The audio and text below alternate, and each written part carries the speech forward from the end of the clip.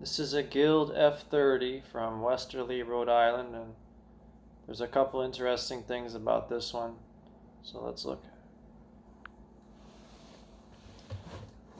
So this case was originally from a different F30, one I traded in, but it was all in excellent condition and all original, and so I went to Guitar Center to do the trade. I wound up keeping this case, and it's a very perfect fit because it's meant for a Guild F30. It just so happens that now a pretty rare rosewood model sits in here now.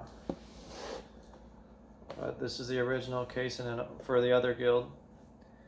And so very nice package once again. And then also it's got something unique inside the case I can show you. Maybe. Look at this. Talk about a cool instrument. Now here's what I was telling you is inside the case. This was the owner's manual with the warranty and the registration from the previous guitar that I traded, F30 Sunburst. This is a F30 Rosewood, so F30R with the Sunburst, which is very rare. This is rare bird alert. So they say not amazing condition, and I know it is. We'll talk about the string in a second. Does have a nice tall new saddle on there. I think the bridge was shaved down a bit. Loaded with checking, big kind of scar there. That's the biggest cosmetic thing on the top. Look how long that goes for. Very interesting instrument. I don't believe that's a crack. Striking red sunburst with the ebony, contrasting black pickguard. This is a top-end model, man. This is what this is a Guild F30 with F50 appointments. So this just has a few things, restringing and stuff like that. It's a nice little piece of case candy, if you like. I prefer my string method. It's a nice thing to see that. So it's got this bear claw effect to the spruce top, you can see here. Bear claw. All right. It's got ebony. When I was a kid, me and my friends used to joke about this guy. His dad always ate a bear claw. We used to call him Bear Claw. Kind of funny. It's got this kind of sound hole wear.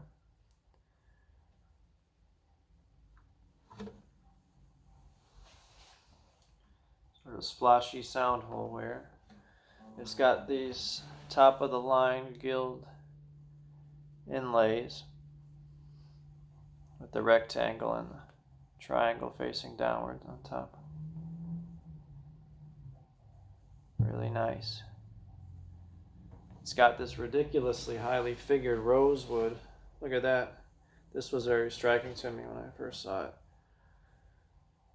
You won't see another quite like this. Now this back seam was becoming unglued, I think. The whole thing, I think, was becoming unglued.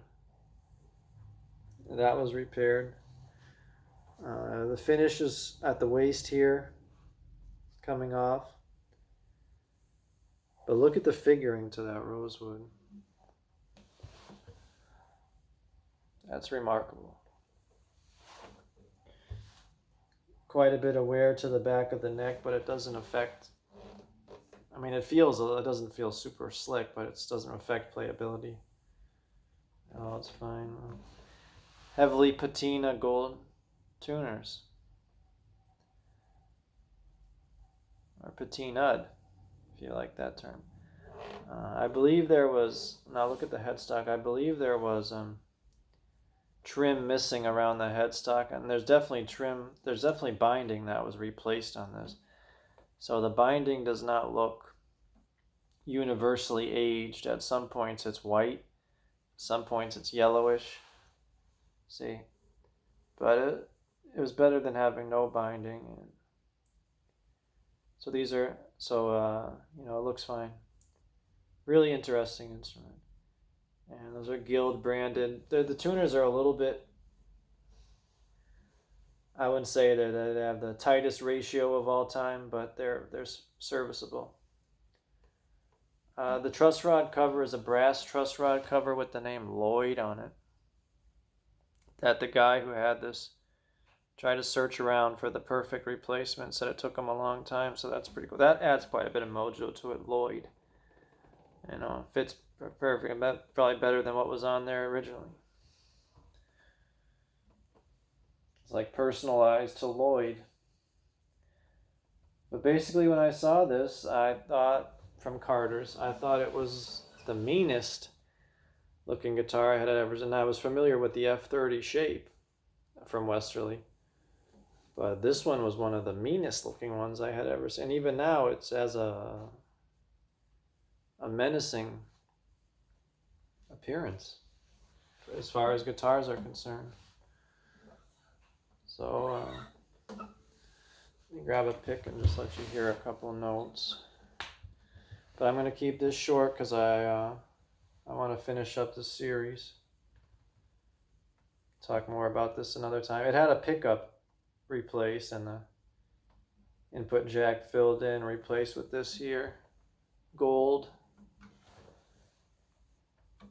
So that did have that feature at one point, and you can really see the bear claw from where I am on the top. So this is rare. This is called an F30, but it has F50 appointments, basically. Making it a super rare bird. Now, because it's a Westerly and everything, it's a heavy guitar.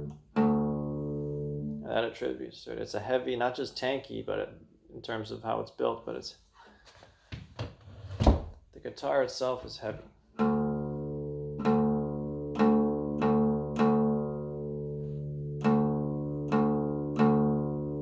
Because these are supposed to be a mini jumbo kind of this F30.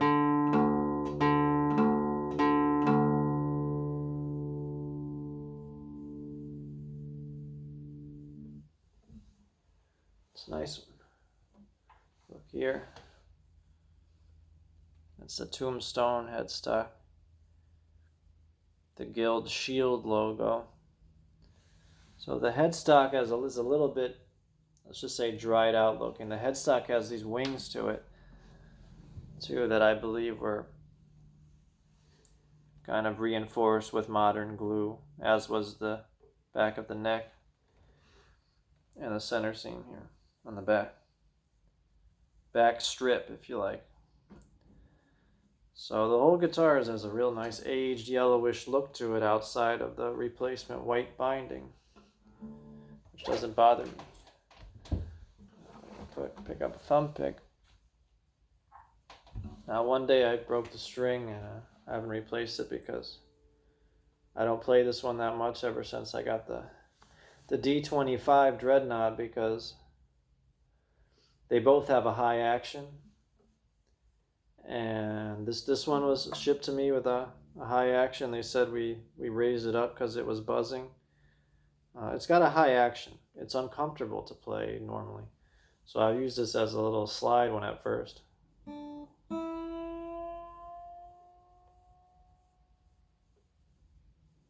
And when I used it, I would almost exclusively use it that way, because it's just crunchy and uncomfortable to play because of the high action.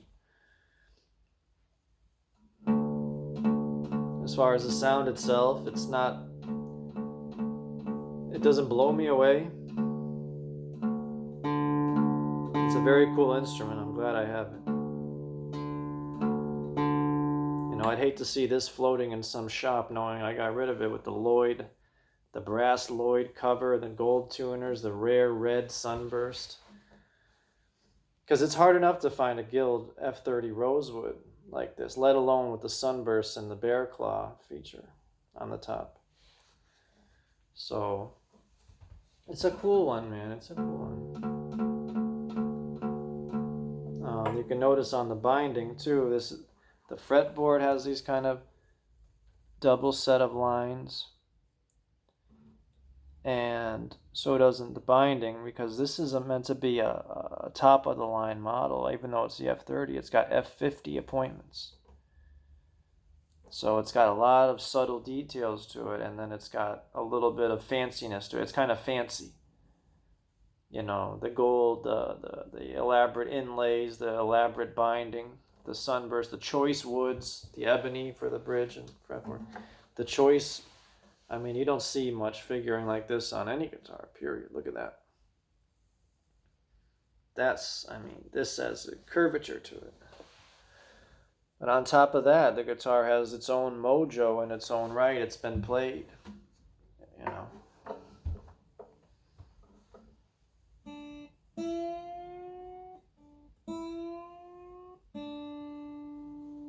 It's fine, you know, it's fine.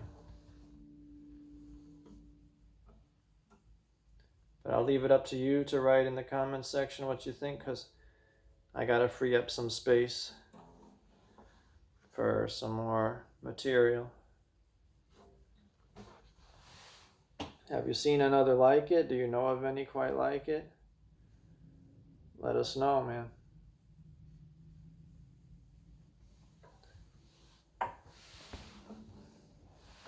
But for now, let me take a thumbnail image. For now, this has been the Harmonica Executive USA. Taking the time of day to show you what can really be done when you pay